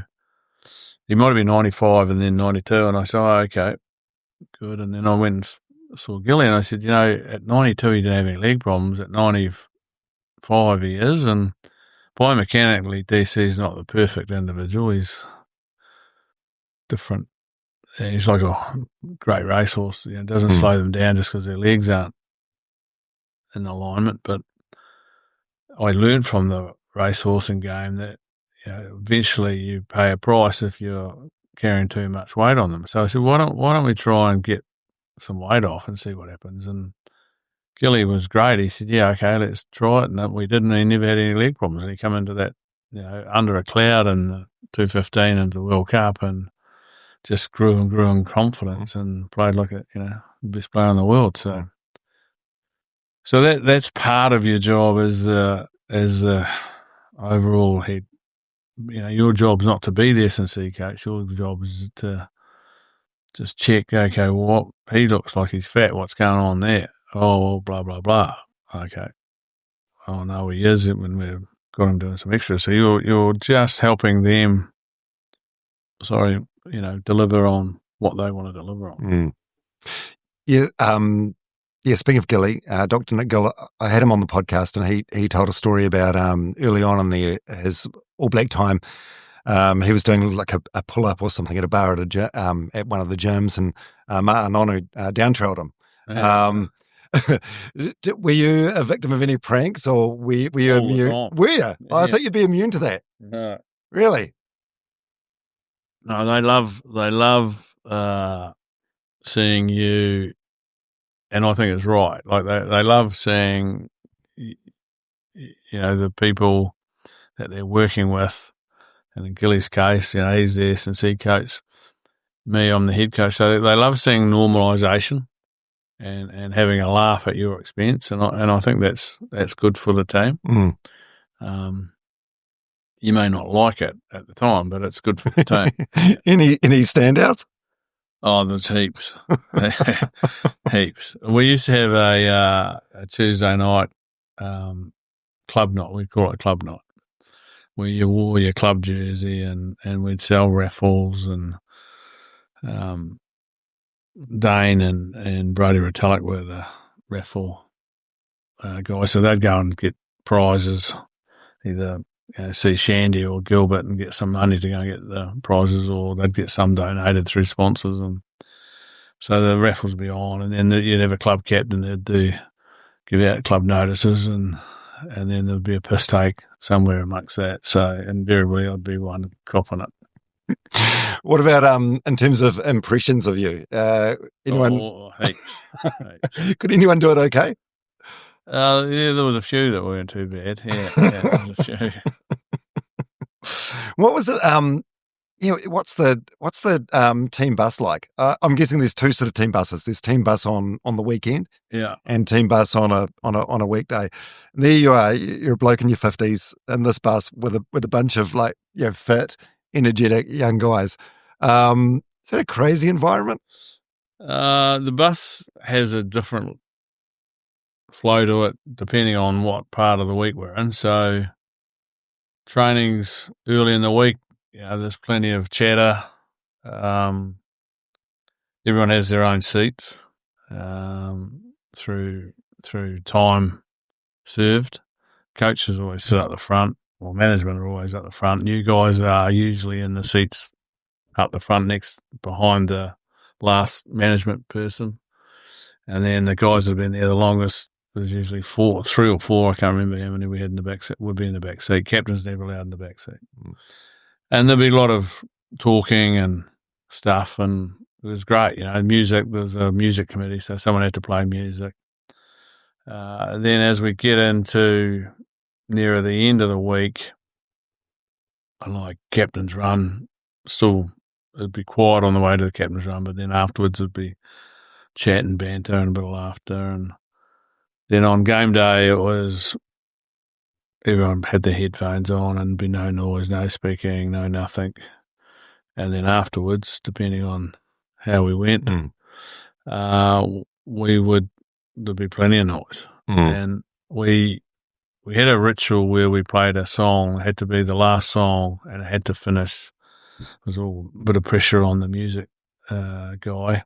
He had to have it finishing as the bus rolled up to the hotel where we were staying to get off. And it was called The Gambler during my time. I think they've got a new one under Fozzie, and I don't know what they're doing with Razor, but I'd been coached by a guy called Gordy Hunter, who showed me how humour was a really important part of helping a rugby team diffuse pressure. And he'd taken us on a tour with New Zealand Combined Services throughout the UK. It was about a 12-week trip, and he had asked us all to bring cassettes back in those days. We'd all had to bring a cassette of our favourite song, and then he gave it to the music guy. And anyway, he wanted his one played first, and it was Stairway to Heaven. And 8 minutes or something. Yeah. And it was more than that, because what happened was played it, he took it out, and he always got his cassette back because he sat right behind the bus driver, and he made me I was captain of the team, and he made me sit beside him. So I was allowed up the back. And anyway, the second, I don't know whose cassette went in the second time, but as soon as it started playing, he tapped the bus driver on the shoulder, said, "Take that, put this back in." So for 12 weeks, we played one cassette, Stairway to Heaven, one song. And it drove everyone nuts. But then in the end, it united us. And that's where I got the idea from. So I thought, okay, well, let's play this one song. We only play it if we win. We don't play it if that was the rule. So if we lost, we never got to play it, never got to hear it. And it was like a subconscious thing. And, it was great. And everyone would rip into it and sing. And, initially, again, it was the same resistance as we had with Gordy, this is a shit song. It's not a modern day song. But then they got, okay, well, we're playing this again. And then the challenge went into the poor old music man. If he didn't get it right, the boys and the bus driver would muck around with him. He had a great bus driver in New Zealand. So, no, it was good. So there's little things like that happened. Yeah. Yeah, and there must be some conversations that you hear that you're like, what the hell is this going? No, not too. You're far enough away from that, so you don't hear them. No. Yeah, in that Amazon Prime documentary, the bus driver says something like, "There's some songs where Steve's like, skip on to the next one." Yeah, no, next, yeah. What genre? I'm pretty open to most genre, but I'm not a big rapper. I don't like the rapping stuff, so I used to try and put a bit of pressure on them to change that. But then, to the credit of the music guys, that would be a wee challenge to see if they could cope with me putting them under pressure. And then the other boys would be able to, don't listen to the coach, get it back on, and don't put it on. Yeah. And we'd have a bit of fun with them. That's good. I've heard you talk about rules versus expectations, and you're not a big fan of rules. What were your non-negotiable rules? Well, the teams one. Number one was team first, individual second, alignment. So I wanted to have alignment within the coaching group, wanted to have alignment then with the leadership group, and then I wanted to have alignment with management, leadership group, and then alignment with the team. So, and that the senior guys, the leaders, would drive it. It was their team; they had to drive it. So they were the non-negotiables. Everything else was up for negotiation. And a player like Richie McCaw, as head coach, how do you coach someone like that? Someone that's got that competitive level the same as yours, if not higher. Just personal expectations that are like level 10. Well, he's really coachable because he wanted to be better all the time. So, and he was smart enough to know, well, he can't do it by himself. So he would look to people within the organisation to help him get better. What he wanted, okay, identify for me what you want me to be better at, and then give me some examples of how I can do that, and then he'd go away and do it. Because when he started, like he was probably not the most talented rugby player, definitely the most best work ethic, and definitely mentally the toughest. So he combined those two things with, okay, now if I can improve my skill level, and skills, skill is something you can learn if you are persistent enough with it. And he was, and he became very, very proficient at a whole range of rugby skills because he had the work ethic and the mental fortitude to keep turning up every day to try and be better at it. And in the end, he was the greatest rugby player of all time, I think, because he had so many skills and he had that mental fortitude and the work ethic. He seems, from everything I've read and heard about him, just so like incredibly focused and dialed in on the job at hand. Did you have many conversations with him that weren't rugby or All Black related? Oh, we had lots of conversations. Yeah. Like you didn't have to have too many rugby conversations with him. I remember having one particular rugby conversation in 15. We were in London, and he always knew I wanted to talk to him if I said, "Oh, let's go and have a cup of tea." So we went and had a cup of tea, and I said, I reckon there's only one thing that's going to stop us winning the World Cup. And he said, what's that? And I said, you. And he sat back in his chair and he said, what do you mean? Do you think I'm not playing well enough? I said, I think you're playing like a champion, mate. I said, but you want it so much, you're not trusting anybody else in the group. And you're trying to do everybody's job. I said, just do yours and trust the boys will do theirs. Trust the coaching group will do theirs. Trust manager to do his job and we'll be sweet. And he did. He just walked out, he must have gone away and thought about it. But it was because he wanted it so much. Because he knew he was going to retire. We both knew he was retiring at before the World Cup. We knew he was going to retire after the World Cup. So, and as you said, he's very competitive and he cares so much about the team and about the game.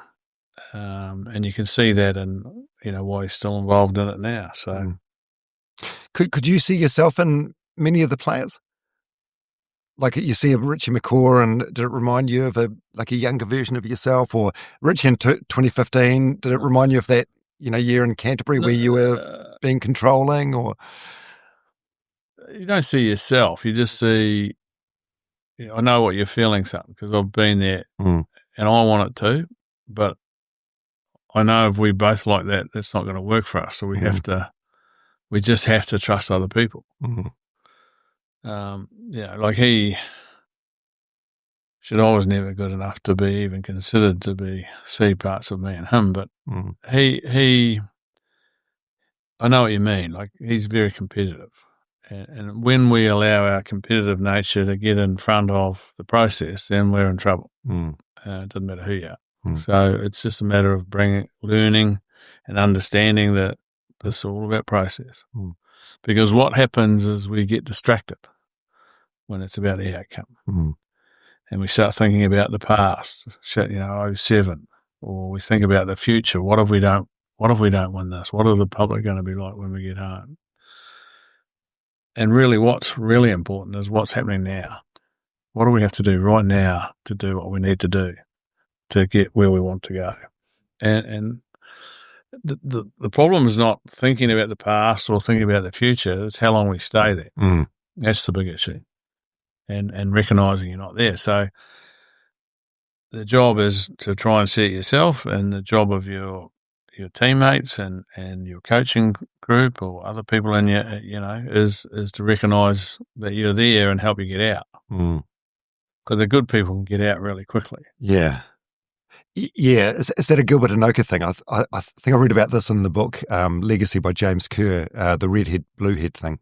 Yeah, well, that's part of it. Right. Yeah. And like Gilbert was brilliant with the group and understated how valuable he was, and he did so many things for that team that, I've heard you say Sonny Bill Williams is the best athlete you've ever coached. How do you say that so definitively? Like, what separates Sonny Bill Williams from a Barrett, a Smith, insert name here? You know what I mean? Just the athleticism of him. Like, as an athlete, he'd be the best athlete I've coached. I'm not saying he's the most talented or anything like that, but as an athlete, look at him.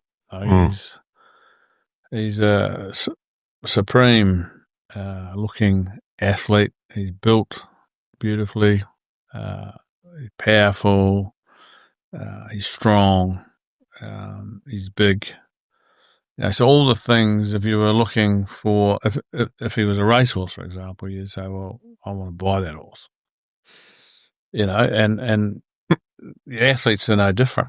You look at all those great sprinters, they've all got big asses, big, powerful athletes. And, he is just probably, in my mind, the best athlete.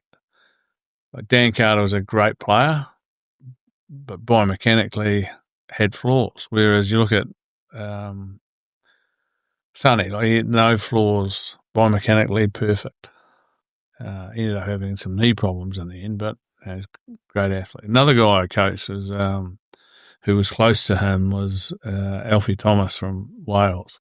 He's an amazing athlete too. Yeah, well, to timestamp this conversation, at the time we're recording this, it's like a week or two out from Sonny Bill having a fight with Paul Gallen. So he's still in insane shape and still working really, really hard. Yeah, I know you're not a huge fan of it, but the Amazon Prime show, which I've referenced a couple of times, there's a really nice moment in there where, following an awful moment where he gets that red card. Can you remember what you said to him after that? Oh, I'm not sure. Something like, "No use sulking about it, son." Oh, yeah. Yeah, well, I mean, he was hurting because he knew he'd let the team down. And we lost the test because right in the last moment. But we didn't lose the test because he got sent off. But when you get sent off, you take that responsibility, and if you lose, you take it even heavier. So there was no point in sulking about it. I needed him to come back and be, back in a good place mentally so he could help the rest of the team cope with it. So, yeah. When do you think you were at your peak as a leader? Like as a player, you can probably look back in hindsight on reflection over your career and say, "Oh, this was the year where I played my best," regardless of the win-loss record. Can you do that as a coach? I think you can look back and say you coached better this day or that day than you did this day or this year, and there's periods within periods that you coach well and you don't coach well, and so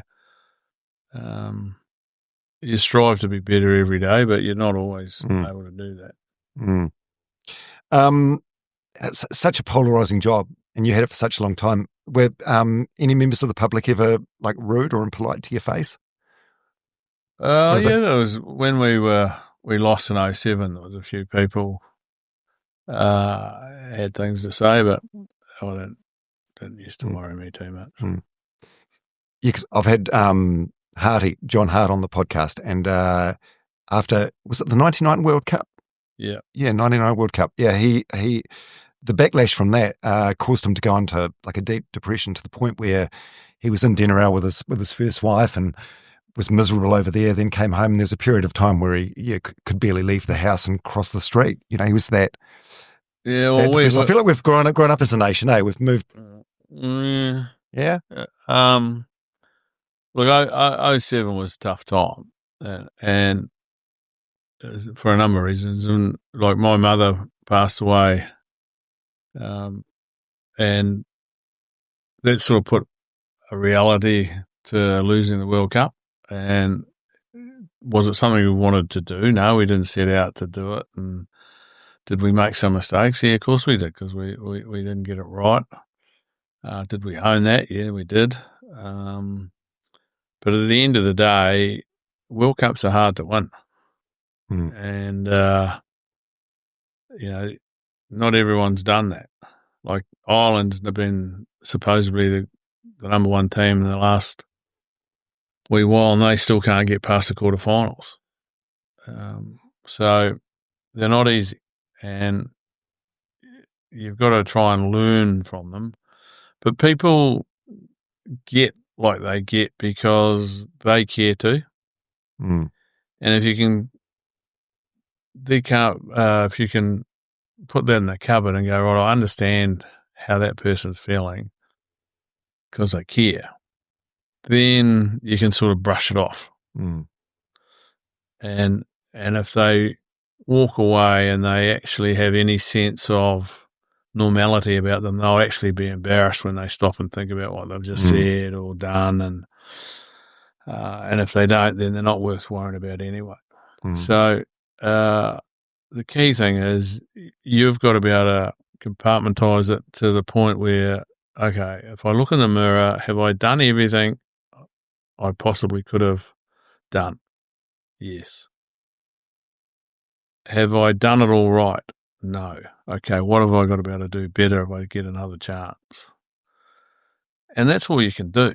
And then I wouldn't want the New Zealand public to change their passion and their want for our All Black team. That's what makes rugby so important to this country, but it makes our rugby players and our coaching and our rugby union have to look at ourselves and, well, what do we want?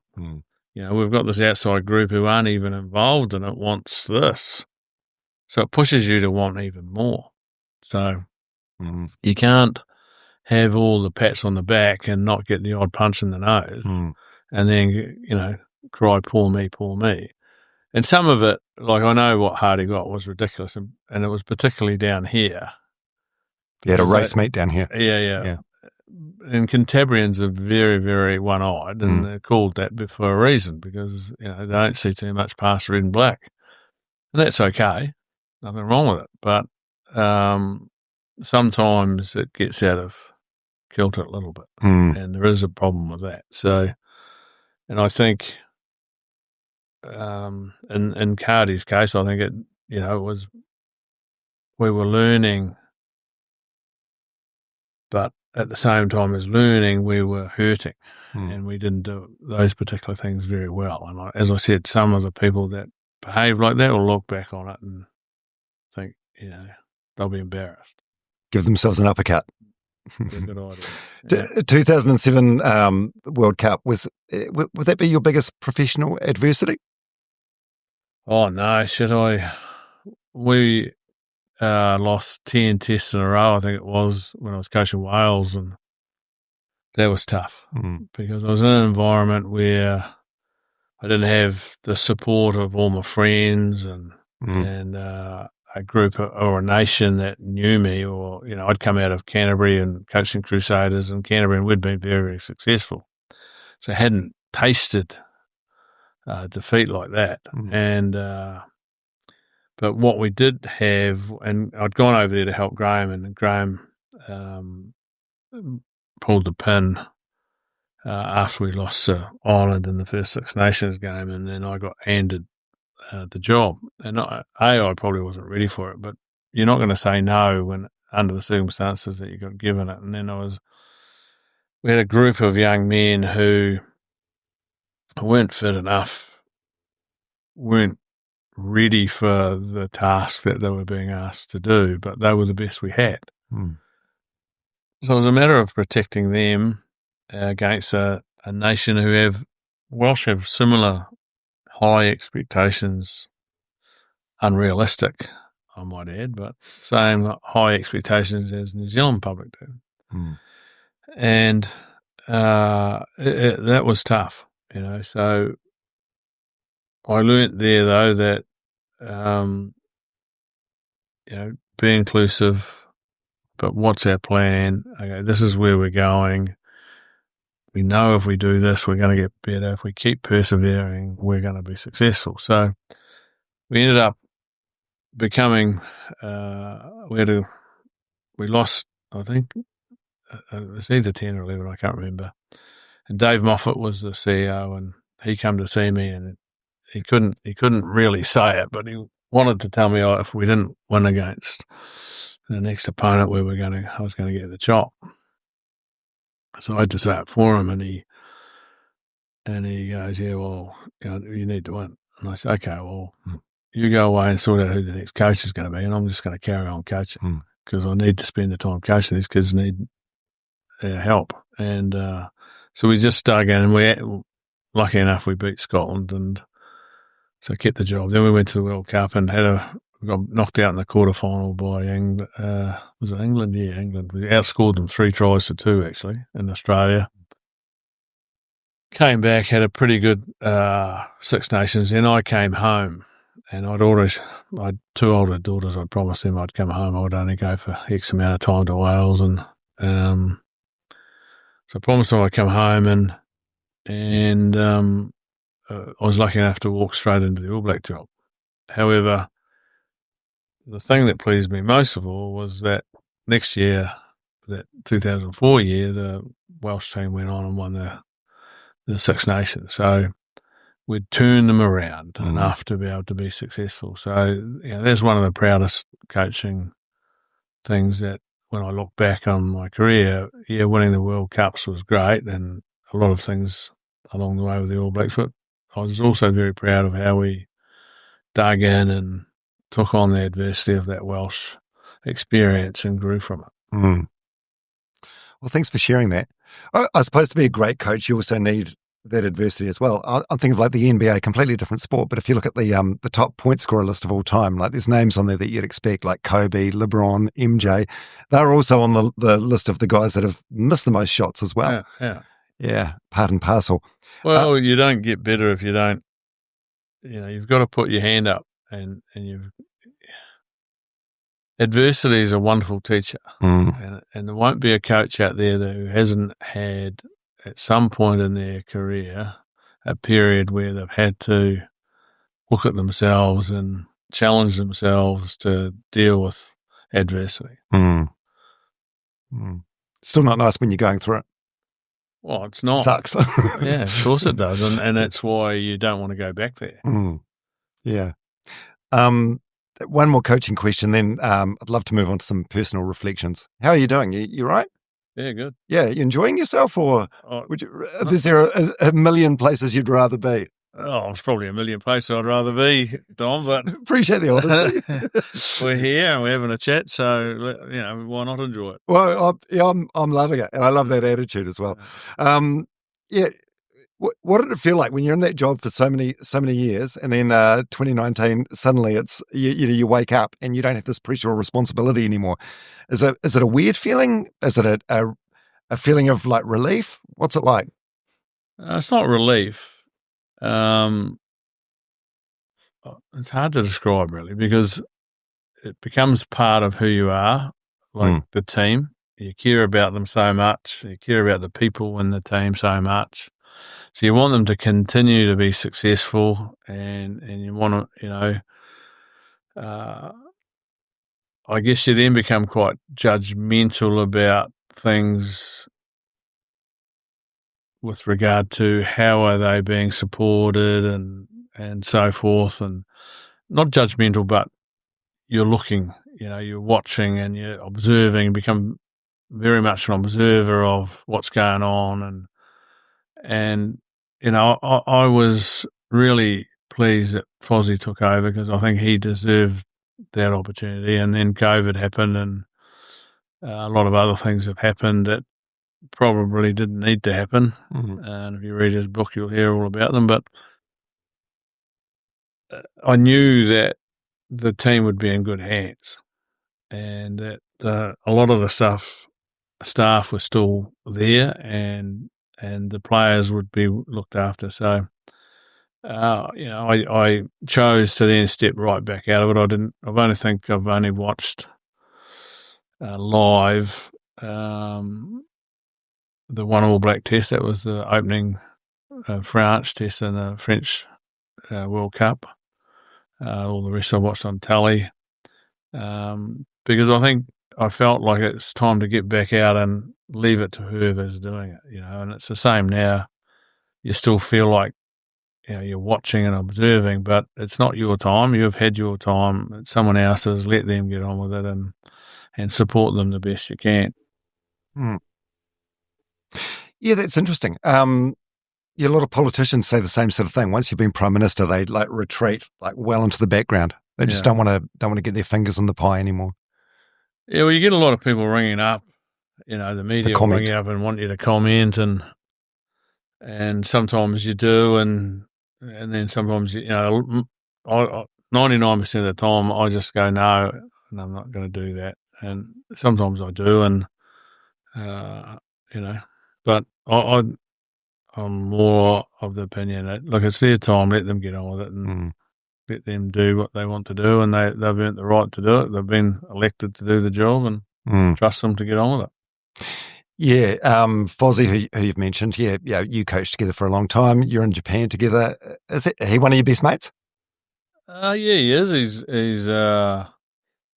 you've got best mates that you went to school with, and then you've got people that become your best mates because you've come in contact with them along the way. So he's a good man. I trust him a heck of a lot, and we have a good relationship, and we enjoy each other's company. And when we, like every relationship, you have moments where you have disagreements too, but those disagreements are put on the table, and because it's a tight relationship, you can have those 8% conversations that you need to have, and you grow because of them.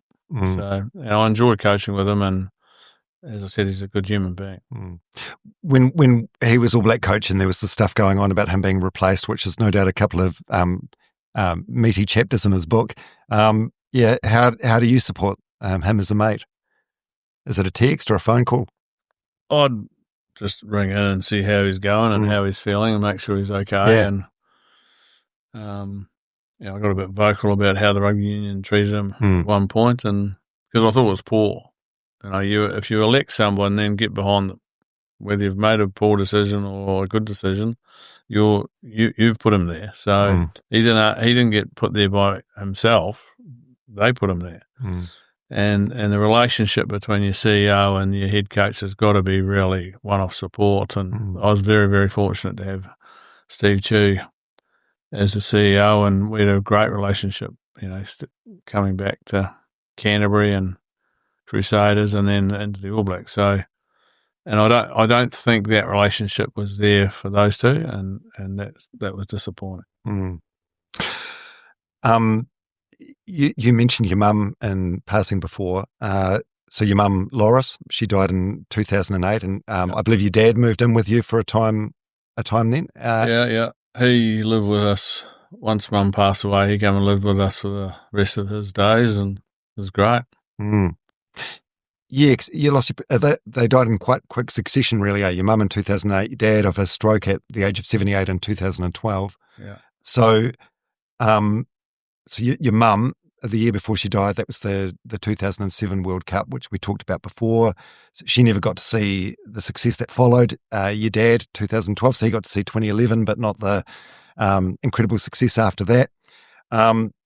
Is that with those massive career highs that followed, is that something that sort of stung a little bit in the back of your mind, that they missed that? They missed seeing you grow to the peak, Steve? It didn't sting, Is it something that you would have liked them to have gone through that time with us? It would have been good, but life's not fair, so there's no point being a sook about it. You just got to accept it, and if there is an afterlife, then they would have gone through it with us anyway. If there's not, then they did everything they could to set me up to be able to do what we did anyway. So, it's more. I would rather they were here so I could have the conversation than to have them see what I've done. Just as mates. Dad and I were incredibly close, and as I said, he lived with us for quite some time after Mum passed. So he became even closer. So you do miss that, but can't change it. So yeah, it's life, isn't it? It's the certainty for all of us. So were you living with your dad down here in Christchurch during the earthquakes? Yeah. Sure. How was that with the earthquakes? Well, the house got broken, and I just basically we just finished doing it all up, but it got broken, so we had to sort of move out of it. It got condemned, so moved out of it. It's tough. So your wife Tash. So you've been married since 2014. Yeah.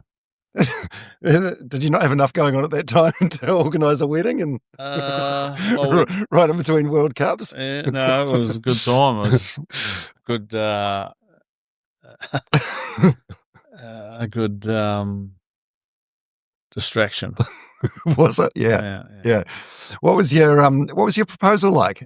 Are you very romantic, Don. would expect nothing less. Hot air balloon?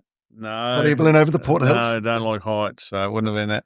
I actually proposed to her in Sydney, in the gardens in Sydney, actually. So I went down on one knee, and I probably asked her a couple of times before that, and she thought I was joking, so she didn't take me seriously. But how did you guys meet?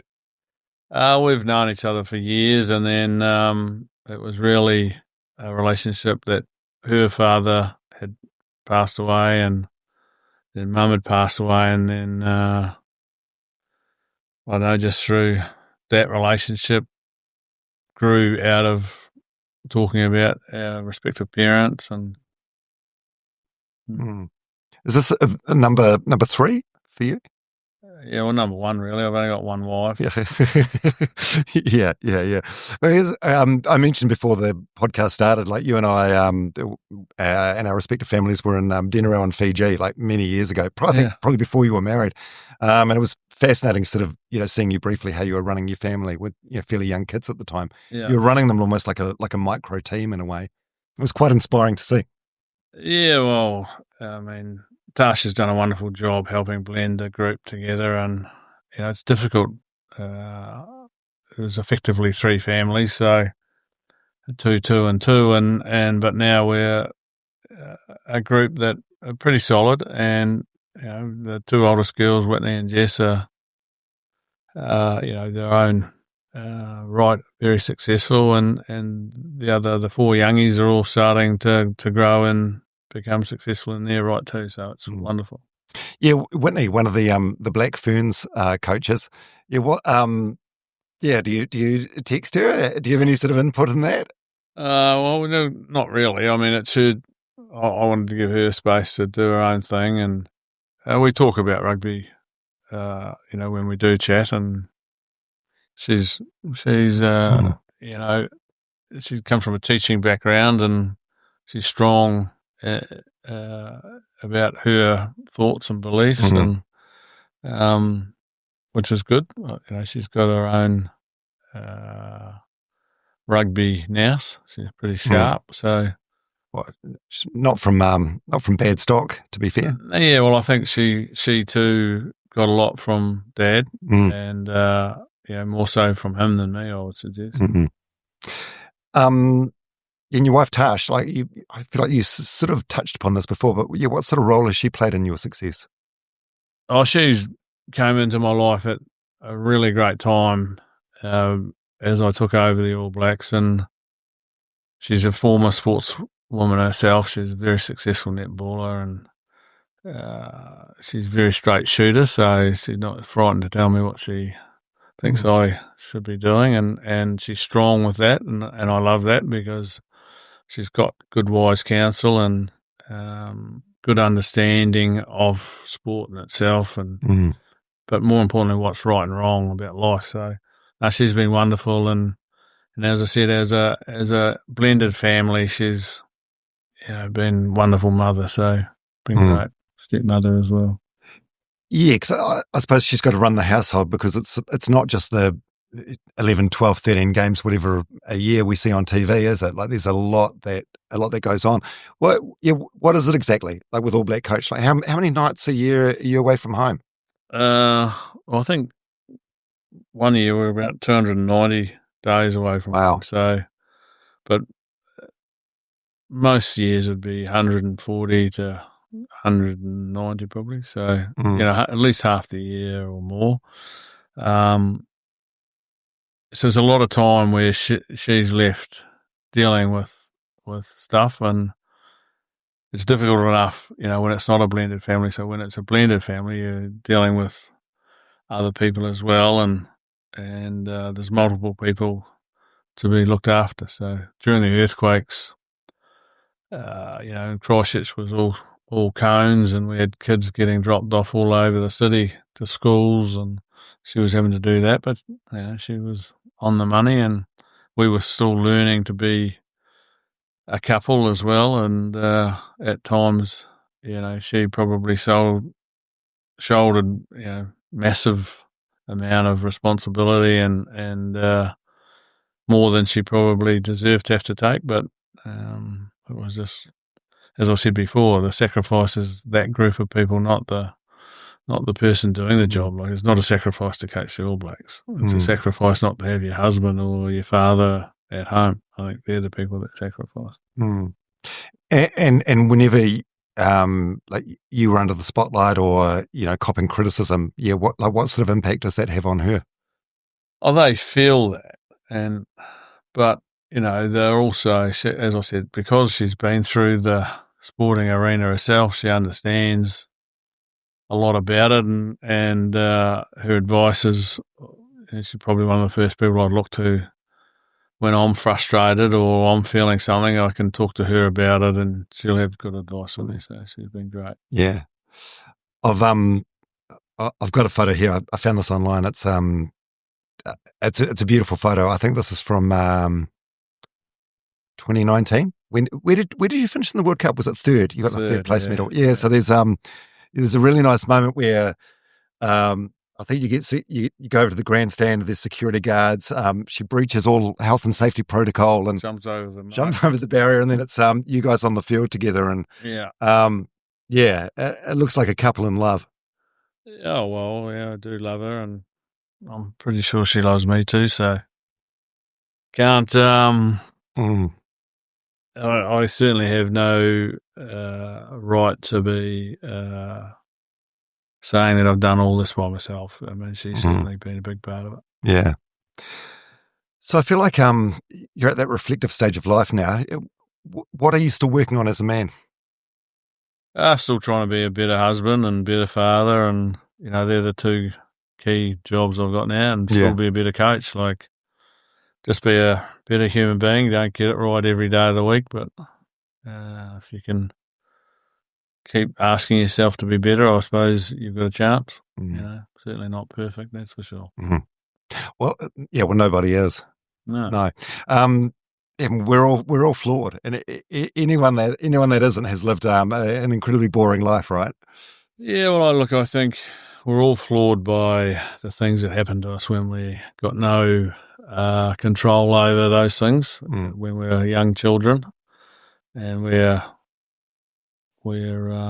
either scarred or created by those experiences. And if you talk to the psychologists, they'll say it all happens at a young age. So at a young age, you don't have too much control. But it's how you choose to get yourself through that. And, if you become aware of what your flaws are, then you can slowly but surely fix them.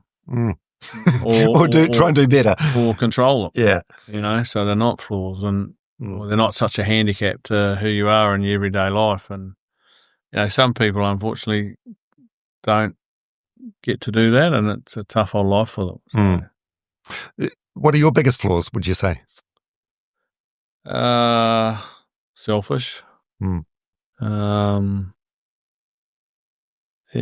Probably selfish. Competitive, which makes me selfish. Yeah, I don't. It's easy to rattle off a few things, but some people see and say, well, this, and this, and other people say that, and that. And it's not really what the biggest ones are. It's just what it is that can jump out and bite you in the bum when you don't want it to. Yeah. And if I think about myself, there's 3 or 4 things. My pride, can get in the way, and I think about, do I like being embarrassed? No.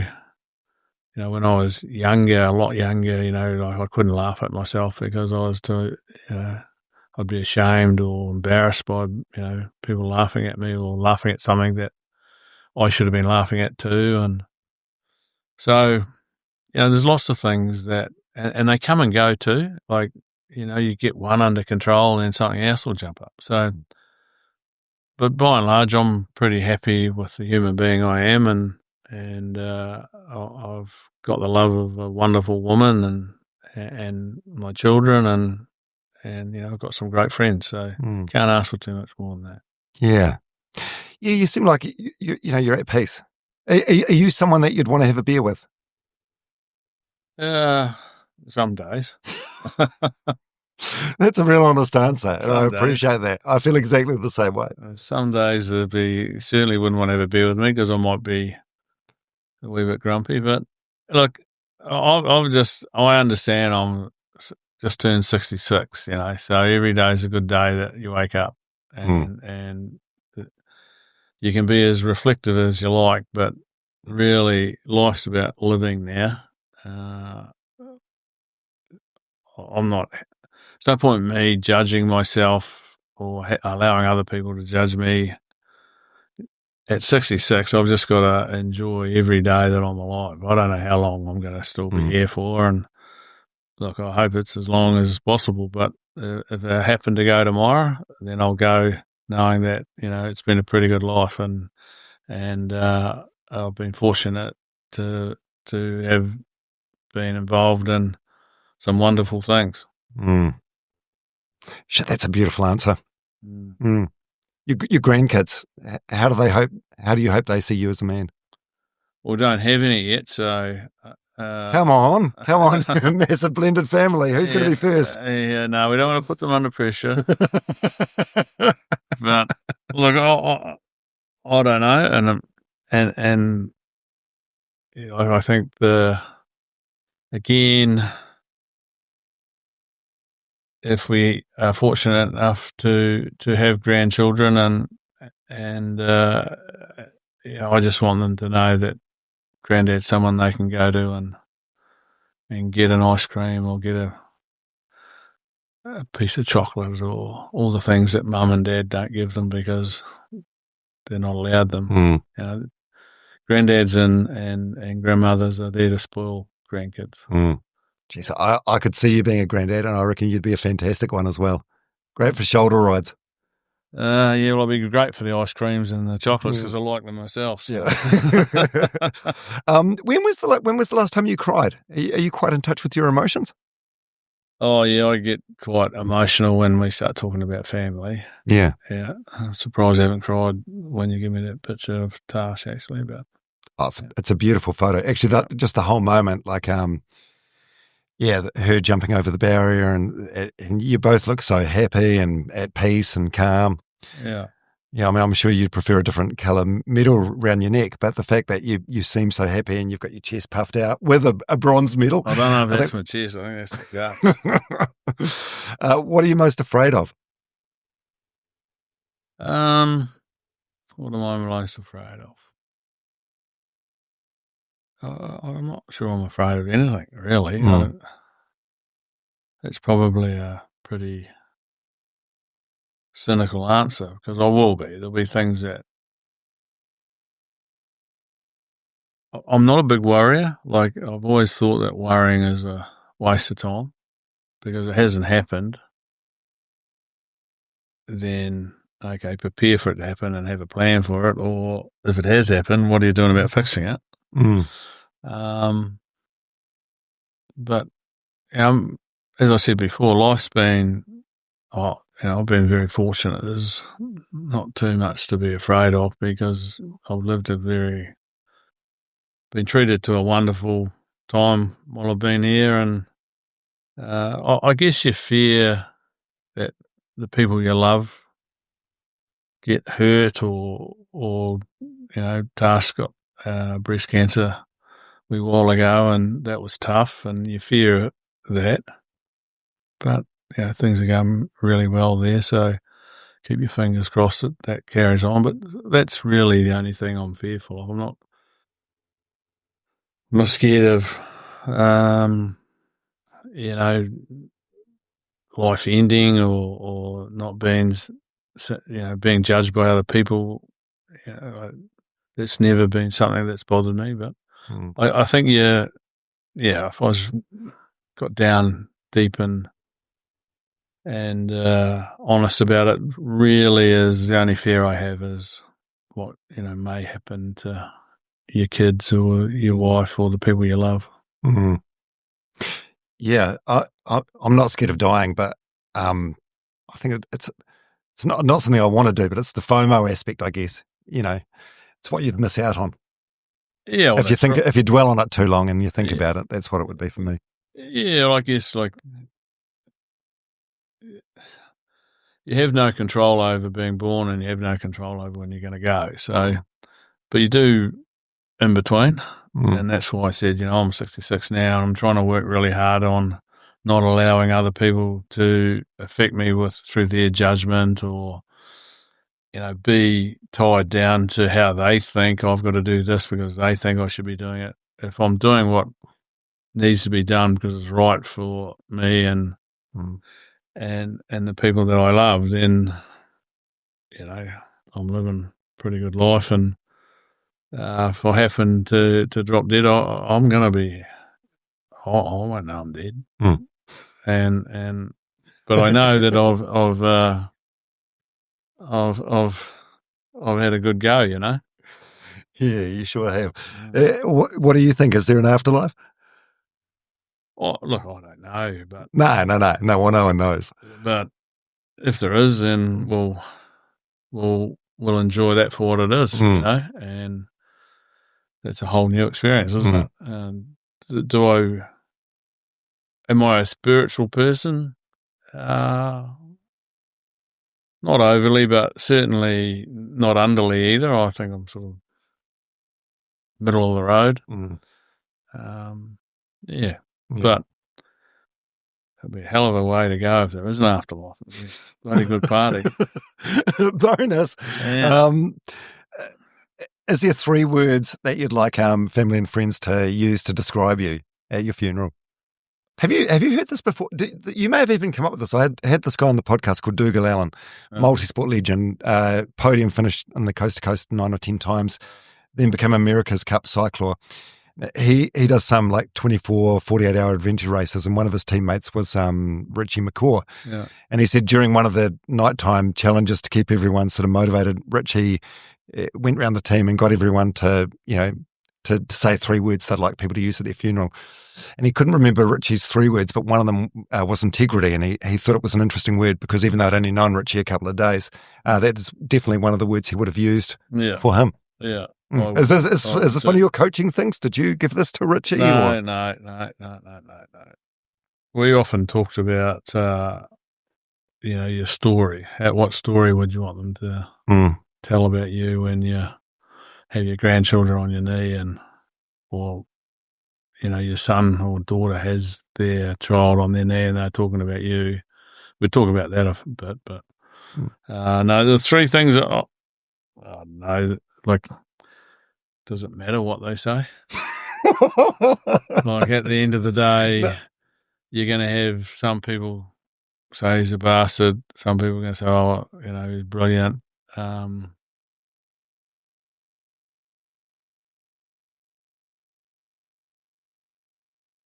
The people that ask that question, I reckon, are the people that are closest to you. They'll be able to say it. And you can come up with all the, I'd like it to be integrity and you'd like it to be this and you'd like it to be that. But the reality is, people at funerals, you never hear anyone say anything bad anyway. But there's plenty of people that have passed away that people have spoken about badly before they pass away. 100%. So as I said before, I'm at the stage of my life where, people can say what they like. It's not going to affect me anymore. And I'm not going to allow other people to judge me.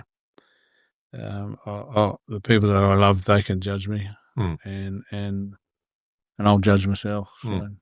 Yeah. Are you proud of yourself? Am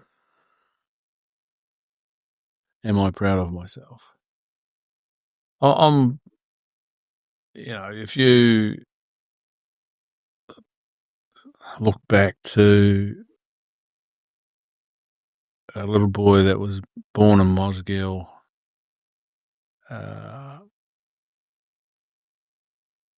and to where I've come now, I'm proud of myself. Yeah, I'm proud of being able to say I work with some wonderful people who have given us a lot of success in sport. I'm proud to say I've got some wonderful friends, and through that we've had some success in horse racing and various other things. I'm proud of the fact that I've grown as a human being and way better husband now than I've ever been.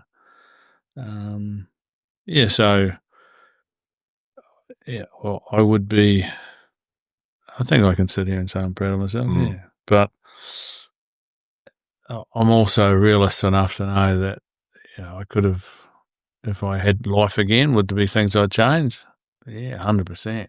And all along the journey, you change them. But hindsight's a wonderful thing. You don't get to have another go. And if you do, I won't be called Steve Hansen. I'll be called, Jenny May, or who knows, and you don't get the opportunity to bring the wisdom with you.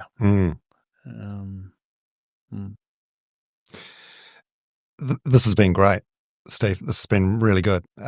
You've been like a dream guest for mine on the podcast. When I randomly reached out to your son with a DM and we made this happen, I was really surprised, and it's been everything I hoped it would be and more. Can I call you Sir? Oh.